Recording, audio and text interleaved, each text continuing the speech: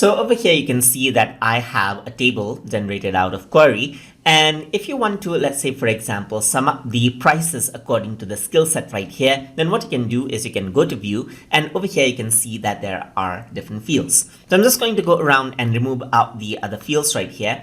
And now what I want to do is I want to take the skill and then sum up the price in that particular skill level. So in order to do that, first of all, you need to turn on the totals right here. And if it is not turned on, make sure that you turn on so you get the group by option right here. So I'm going to leave the group by as it is on the skill field right here, but on price, I want to total it out right here. So I'm just going to go around over here and then go for sum, as you can see right here. So once I do that, if I were to go to view, you can see that now you can see that the advanced sum of price is 2500 and 6 right here. Basic is 930 and intermediate is 586, as you can see. You can also enable out the totals over here on the table. So go to totals right here, and once you go to totals on the side, you can see that you can go for drop down menu and have the total sum over here as well. You can go around over here, see the average right here, see the count, which is 3, as you can see right here, and go around and select out